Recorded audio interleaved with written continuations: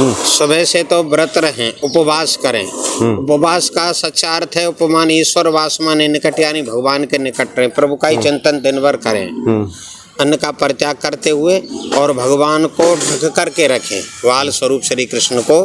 क्योंकि जितने पर भी मंदिर है हमारे ब्रज में, उन सबके पट बंद रहेंगे, और मध्यरात्रि में जब भगवान का प्रागट्य होगा तो ही मंदिरों में शंख घड़ावलों की ध्वनि होती हुई।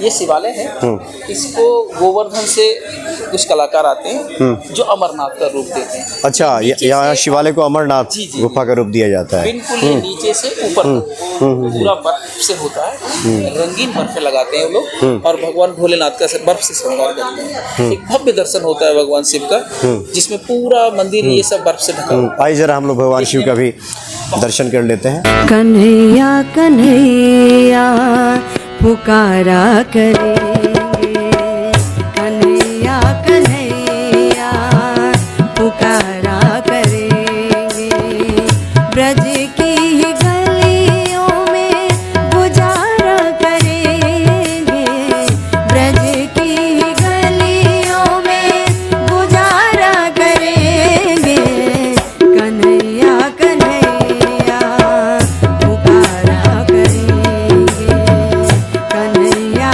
कन्हैया पुकारा करेंगे, ब्रज की ही गलियों में गुजारा करेंगे, ब्रज की ही गलियों में गुजारा करेंगे, कन्हैया कन्हैया पुकारा करेंगे। जय सिया राम।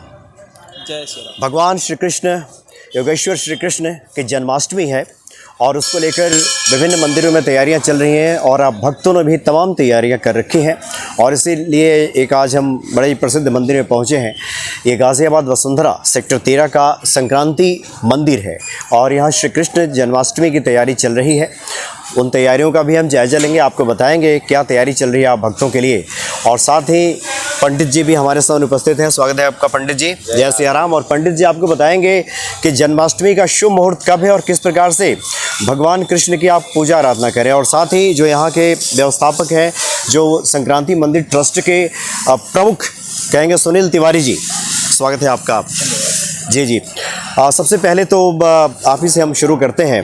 जहाँ हम लोग इस मंदिर में हम खड़े, हम देख रहे हैं कि चारों तरफ अभी कार्य हो रहा है, क्या क्या तैयारियाँ चल रही हैं यहाँ पे? सर जी, यहाँ मुझे लगता है हम अपने क्षेत्र में सबसे जी जी। बेहतर, आइए पंडित जी, आप भी आते रहें। इधर कौन से करेंगे तो ज़्यादा बेहतर जी रहेगा। जी जी, बताइए। हाँ, सबसे बेहतर जन्माष्टमी का आयोजन करते हैं। यहाँ क्षेत्र के युवा लड़के वैष्णो देवी की गुफा का निर्माण करते हैं। सामने अच्छा, शीतला माता यहाँ पे, और शीतला माता मंदिर में बर्फ से माँ शीतला का श्रृंगार करके उसके पीछे एक गुफा का, जैसा अर्धकुंवारी पे है उस तरह से गुफा का निर्माण करते हैं। तो यहाँ से माँ शीतला के साथ तीनों पिंडियों का दर्शन जो माँ वैष्णो देवी में होता है, उसका दर्शन करते हुए गुफा से लोग बाहर आ जाते हैं। यानी इस तरफ हम चाहेंगे कि कैमरा थोड़ा एक बार इस तरफ घुमाएं, जिधर गुफा है। जी जी, यहाँ पे तैयार किया जाएगा। यहाँ ये पहाड़ और इसके साथ में नीचे से माँ शीतला के साथ मूर्ति जो 3 पिंडियां वैष्णो देवी में, उनका दर्शन कराते हुए आगे गुफा से निकलकर फिर पीछे आ जाते हैं। जी जी जी। भगवान विष्णु के दर्शन करते हैं सूर्य भगवान के। और ये मंदिर हमारा शिवालय है। अच्छा, इस जी। शिवालय में ये शिवालय है, इसको गोवर्धन से कुछ कलाकार आते हैं जो अमरनाथ का रूप देते हैं। अच्छा, यहाँ शिवालय को अमरनाथ गुफा का रूप दिया जाता है। बिल्कुल, ये नीचे से ऊपर पूरा बर्फ से होता है, रंगीन बर्फे लगाते हैं लोग, और भगवान भोलेनाथ का बर्फ से श्रृंगार करते हैं। एक भव्य दर्शन होता है भगवान शिव का, जिसमें पूरा मंदिर ये सब बर्फ से ढका। आइए जरा हम लोग भगवान शिव का भी दर्शन कर लेते हैं। खूबसूरत लगता है। जी जी जी। जय शिव शंकर भोले। मंदिर से सब आचार्य इसके ऊपर बर्फ से भगवान शिव का अमरनाथ का दर्शन कराते हैं, और उसमें वृक्ष वगैरह लगा करके बिल्कुल साक्षात ऐसा लगता है कि हम अमरनाथ हैं। अच्छा अच्छा, बहुत सुंदर लगता है। जी जी जी। हम लोग तैयारियों के जायजा लेंगे, और साथ में आदरणीय पंडित जी भी हैं। पंडित जी, आपसे हम जानना चाहेंगे, जन्माष्टमी को लेकर के लोग शुभ मुहूर्त जानना चाहते हैं कि कब जन्माष्टमी का पूजन किया जाए। देखो, हमारे वैष्णव संप्रदाय में जी जिस तिथि में सूर्योदय हो उसको अगले सूर्योदय से पहले तक मान्य करते हैं। उस अनुसार और दूसरे हमारे ब्रज में परंपरा है कि नवमी को ही नंद महोत्सव होता है, तो उससे पहले रात्रि में भगवान का जन्म होता है। तो कल 19 तारीख को हमारे यहाँ जन्माष्टमी शुभ पर्व में मनाई जाएगी। इस स्तर पर 2019 में हुई थी, लेकिन हमारा अकेला ऐसा मंदिर था कि मंदिर बंद होने के बाद भी 2020 और 21 में हमें प्रतीकात्मक जन्मोत्सव मनाया कोरोना के तमाम नियमों को पालन करते हुए। ये जो जगह है अभी ये तैयारियों का सामान पड़ा है, यहाँ भगवान कृष्ण का गर्भगृह बनाते हैं और इसी को फूल बंगला कहते हैं। अच्छा, यहाँ फूल बंगला तैयार किया जाएगा। बंगला बनने के बाद जो झूला होता है भगवान कृष्ण का वो यही होता है, इसी जगह पर जन्म करते हैं। कल जब ये फूलों से सज जाएगा तो एक बेहतरीन नजारा। जी जी जी। ये इसका गर्भगृह है। आइए जरा अंदर भी हम लोग दर्शन कर लें। आइए पंडित जी। के चरण चित लगाया करेंगे, उनके चरण चित लगाया करेंगे। कन्हैया कन्हैया पुकारा करेंगे, कन्हैया कन्हैया पुकारा करेंगे।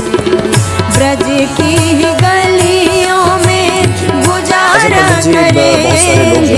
जो कल व्रत करना चाहेंगे, पूजन करना चाहेंगे, तो सुबह से ऐसे भक्तों को क्या आप सलाह दे रहे हैं, कैसे पूजन करेंगे? देखो जी, ये भगवान श्री कृष्ण स्वयं हरि भगवान महाविष्णु के ये साक्षात अवतार हैं। जितने पर भी अवतार हैं और तो अंशा अवतार हैं, लेकिन श्री कृष्ण स्वयं हरि ये अंशी हैं। इसलिए अंशी का अवतार हो, अवतार माने अवतरित अवतार जो उतर करके आए। ये हम लोगों को भास भी कराए कि भगवान गर्भ में 1-2 दिन नहीं बल्कि 9-10 महीने रहते हैं, क्योंकि गर्भगत स्तुति भागवत जैसे ग्रंथों में देवता ने की है। तो इसमें झांकियों का प्रदर्शन करते हैं जी। यहाँ राधा उन्हें हम बिठाएंगे मर्दन की लीला दिखाई जाती है, गोवर्धन की लीला दिखाई जाती है। उनसे सदा लगाया करेंगे, वहाँ उनसे सदा कैलाश का एक दर्शन होता है।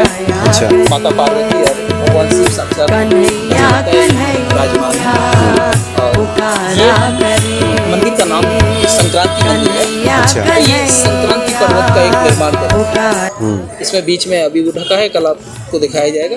वो माता संक्रांति का मंदिर है, वहाँ बहुत खूबसूरत। और इसका निर्माण एक टेक्निकल इंजीनियर भानु सारस्वत करते हैं। अच्छा, जी हाँ, जी हाँ, मैं जी, जी। आपका उनसे तारीफ कर रहा हूँ। और हम पीछे रंगारंग प्रोग्राम करते हैं जो बरसात। यानी ये पूरे इस तरफ हम चाहेंगे कि एक बार कैमरा जरा उस तरफ घुमाएं। हाँ हाँ, वो मैं हटवा दे रहा हूँ, एक बार आप देखेंगे बहुत सुंदर बनेगा। अभी इसमें और जो श्री विग्रह हैं वो भी आएंगे। जी जी। ये माता संक्रांति का मंदिर है।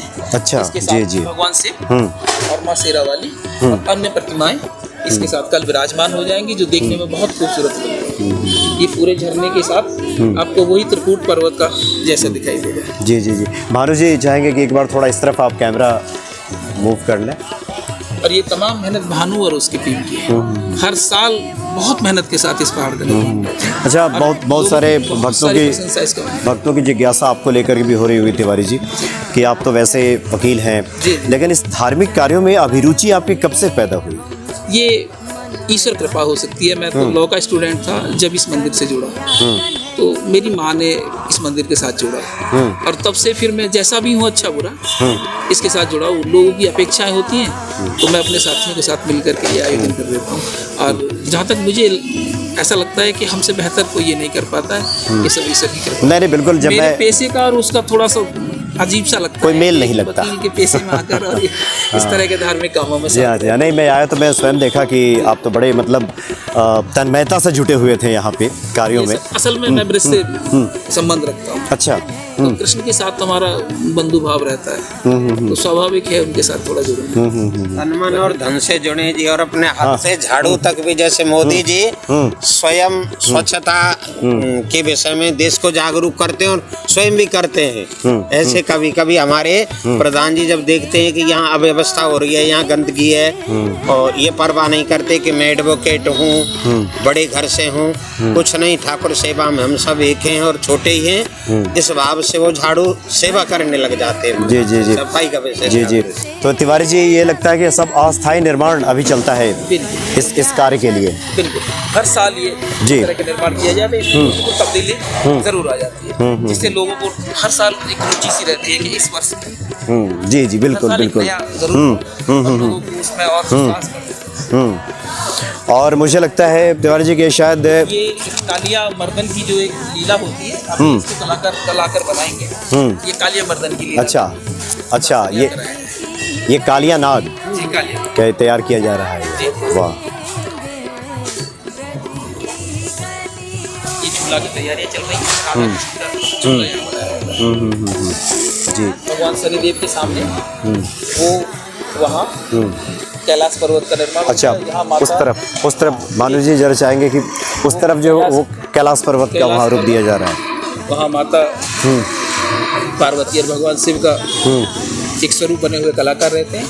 ऊपर ये जो दिखाया जा रहा है, ये गोवर्धन पर्वत को उठाने की जो लीला भगवान कृष्ण ने की, जी जी, ये उसका दर्शन। अच्छा, उसका दृश्य यहाँ पे बहुत छोटी छोटी तैयार किया जा कल रहा तक तैयार हो जाएंगी, तो बहुत खूबसूरत और सुंदर रंग से सभी। जी जी जी। पंडित जी, आपसे जिज्ञासा होगी भक्तों की कि बहुत सारे लोग जो कल भगवान श्री कृष्ण की पूजा करना चाहते हैं, तो घर में जो विग्रह स्थापित करेंगे या तस्वीर होगी, मूर्ति होगी, तो वहाँ कैसे पूजन करें, किस प्रकार से कोई विशेष इसका विधान है? देखिए जी, सुबह से तो व्रत रहें, उपवास करें। उपवास का सच्चा अर्थ है उपमान ईश्वर वासमान निकट, यानी भगवान के निकट रहें, प्रभु का ही चिंतन दिन भर करें, अन्न का परित्याग करते हुए, और भगवान को ढक करके रखें, वाल स्वरूप श्री कृष्ण को, क्योंकि जितने पर भी मंदिर है हमारे ब्रज में, उन सबके पट बंद रहेंगे, और मध्यरात्रि में जब भगवान का प्रागट्य होगा तो ही मंदिरों में शंख घड़ावलों की ध्वनि होती हुई पट खुलेंगे, और फिर पंचामृत से दूध, दही, शहद, गंगा जल, शक्कर आदि से उनका अभिषेक, स्नान आदि किया जाएगा। स्वस्ति वाचन श्री शुभ पूर्वक पूजा अर्चना, माखन भोग आदि लगा करके फिर आरती। जी जी। अच्छा, जो लोग व्रत करेंगे उसका उद्यापन कब करें, यानी कि जिसको कहते हैं कि पूर्ण करके परायण करना? जी। तो वो देखिए, इसमें विधान है, मध्यरात्रि को ही हो जाता है वैसे। अच्छा। चाहे तो सुबह नहा धो करके कर सकते हैं नंद महोत्सव, क्योंकि मध्यरात्रि भगवान का जन्म हो जाता है, व्रत खोल लिया जाता है। और अगर कोई ऐसा नहीं कर पाए तो सुबह नहा धो करके और मंदिर में जा करके भगवान के दर्शन करके पंचामृत पंजीरी से पारायण कर ली। जी जी जी।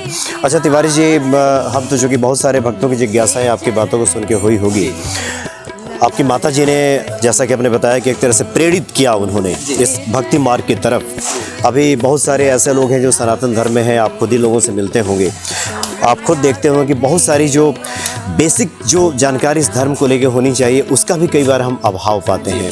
तो इसके पीछे क्या लगता है आपको कि वजह क्या रही है? क्या कहीं ना कहीं जो हम अपनी चीज़ों को पहुंचाना चाहिए था जिस रूप में हमारे साधु महात्माओं को, संतों को, या फिर हर सनातनी को? बहुत लंबा समय इसके साथ रहा। हमारी शिक्षा पद्धति इस तरह की रही कि धीरे धीरे हमारे बच्चे इससे दूर होते चले गए। हमारे घरों के जो एक प्रबंधन होता था, घर का जो मुखिया होता था, उसकी जिम्मेदारी होती थी कि धर्म के प्रति बच्चों को आगे बढ़ाए। भौतिकता हमारे परिवारों में हावी हो गई, एकात्मता हो गई, स्वयं अपने आप में अलग रहने लगे, संयुक्त परिवारों का अभाव हो गया, जिससे संस्कार आगे नहीं जा पा रहे। यदि घर से संस्कार आगे बढ़े, हम संयुक्त रूप से एक साथ रहें, तो सभी त्योहारों को एक साथ मिलकर ढंग से कर सकते हैं। अब एक व्यक्ति को नहीं हो सकती बहुत सारी जानकारी, लेकिन संयुक्त परिवार में हर किसी व्यक्ति की अलग अलग जानकारी हो सकती है, रुचि हो सकती है, सारे परिवार का प्रभाव उस बच्चे पे पड़ेगा। जी जी। लेकिन ये बहुत बड़ा अभाव है कि हम सिर्फ माता पिता पे रहते हैं, जैसे ही माता पिता की सोच होगी उसी तरह के बच्चे हो जाते हैं। यदि संयुक्त परिवार का एकल इकाई में बदलना है तो वो कहीं ना कहीं हमारे लिए नुकसान है। उन्हें हमें अगर अपनी जड़ों से जुड़ रहा है तो समाज के साथ और अपने परिवार के साथ तभी हम अपने संस्कारों को, धर्म की रक्षा कर सकते हैं। चूँकि पंडित जी से तो जो हनुमान भक्ति के और शिव भक्ति के जो भक्त हैं, दर्शक हैं, वो तो परिचित हैं और आज आपसे भी परिचय हो गया। पंडित जी, अक्सर हम लोग हनुमान जी को लेकर कहते हैं कि जो ईश्वर का भक्त होता है उसके बारे में कहा गया सुगम अनुग्रह तुम्हारे तेते, भगवान कृपा से उसके समस्त जो रास्ते हैं आसान हो जाते हैं, मार्ग आसान हो जाता है। आप कुछ ऐसा अपना अनुभव बताना चाहेंगे एक भक्त के तौर पे जहां आपको लगा हो कि ये तो ईश्वर की कृपा है, ये ईश्वर ने तो साक्षात संकटों से उबारा है, कुछ इस तरह का कुछ स्मरण है? पहले मुझसे सवाल किया था कि इस मंदिर से जुड़ने का, पहले मैं मात्र माँ के आदेश से माँ इस मंदिर में घूमती थी, पूजा करती थी, तो मैं अक्सर उसे लेने और आ जाया करता था। उसने कहा इसके निर्माण में तुम कुछ सहयोग करो, तो क्योंकि छात्र राजनीति में था और छात्र जीवन में बहुत कुछ होता नहीं, तो माँ ने जैसा कहा मैं करने लगा। लेकिन माँ के चले जाने के बाद मैं 2008 में बहुत ज़्यादा बीमार हो गया और बीमार इस तरह का हो गया कि मेरी बचने की उम्मीद बहुत कम सी, लेकिन बहुत सारी मेडिकल फैसिलिटीज़ के अभाव के बाद, जिनका इलाज संभव नहीं था मेडिकल साइंस में, फिर भी मैं ठीक हुआ। और उस वक्त मैं इस मंदिर के कुछ हिस्से का निर्माण करा रहा था, तो तब मुझे लगा कि ईश्वर होता है और अपनी आवश्यकता के लिए आप जब ईश्वर को याद करोगे तो आपके साथ खड़ा होता है। मैं ईश्वर की मुझे आवश्यकता थी और शायद ईश्वर को मेरी आवश्यकता थी कि मैं उसके भक्तों की सेवा कर सकूं। जी हाँ, बिल्कुल। ये मुझे लगता है ईश्वर की साक्षात कृपा थी और तब से मेरा अटूट विश्वास है कि आप ईमानदारी के साथ उसकी सेवा करते रहिए, आपकी हर आवश्यकता वो पूरी करना। कहीं ना कहीं हम लोगों का, हमारे पुजारियों का, ब्राह्मणों का ये थोड़ा सा कमी है कि उन्हें समझाएं। बिना एग्जाम की तैयारी किए तो हम छोटे से प्राइमरी स्कूल में एग्जाम में पास नहीं हो सकते। अब ये कोई ऐसी दुकान तो है नहीं कि आप गए, आज आपने भगवान का नाम लिया और आप आ गए। भक्ति तो एक सतत योग है ना। बड़ा शुभ मौका है, शुभ घड़ी है, क्योंकि जन्माष्टमी के ठीक एक दिन पहले हम लोग बातचीत कर रहे हैं और उस प्रांगण में खड़े हैं जहां स्वयं भगवान श्री कृष्ण की लीला का कल दर्शन होने वाला है। आमतौर पे हम लोग कहते हैं कि कर्म करो, फल की चिंता ना करो। क्या फल की चिंता का मतलब, क्या इसको जोड़ के देखा जाए क्या कि हम लोग ईश्वर कृपा को भी टाइम फ्रेम में बांध देते हैं कि इतने दिनों में मेरा काम हो गया तो ईश्वर ने कृपा की, और उस टाइम को पार कर गया तो लोग घबरा जाते हैं? हाँ जी, बिल्कुल सत्य है। हम सब स्वार्थी हैं ना। वैसे तो सकाम भक्ति और निष्काम भक्ति दो प्रकार की भक्तियाँ होती हैं। निष्काम भक्ति तो सर्वश्रेष्ठ है ही, लेकिन सकाम भक्ति भी हमारी ब्रजभाषा में कहावत है कि ना मामा से कानो मामा ठीक है। चलो कामना के निमित्त ही भक्ति कर रहे हैं, कर तो रहे भाव को भाव नखालसो नाम जपत मंगल दिस दसो, तो हमारी उस कामना की भी पूर्ति भगवान करते हैं। लेकिन हमारा कर्म बनता, बिना कर्म किए तो कर्मणा जायते जंतु कर्मणे विलीयते, सुखम दुखम भयम खेमम कर्मणे वा विपद्यते। कर्म के अनुसार ही जीव जन्म लेता है, मृत्यु को प्राप्त होता है, दुख सुख भय इत्यादि कर्मणे वा विपद्यते, यानी कर्म से हम सबको प्राप्त होते। तो कर्म करना चाहिए, भले ही स्वार्थ के लिए करें। निस्वार्थ तो एक परम साधना है ही, और भगवान जरूर फल देते हैं। यानी ईश्वर की कृपा होगी ही होगी, उसको समय विशेष में ना बांधे कि 21 दिन में काम नहीं हुआ, 41 दिन में काम नहीं हुआ। वो हमारी भक्ति के ऊपर है। हमारी साधना, साधक की साधना जितनी प्रगाढ़ होगी, भगवान उतनी जल्दी प्रसन्न होंगे। क्योंकि भगवान आरती में कहते कि माता पिता तुम अब मेरे शरण गहु किसकी।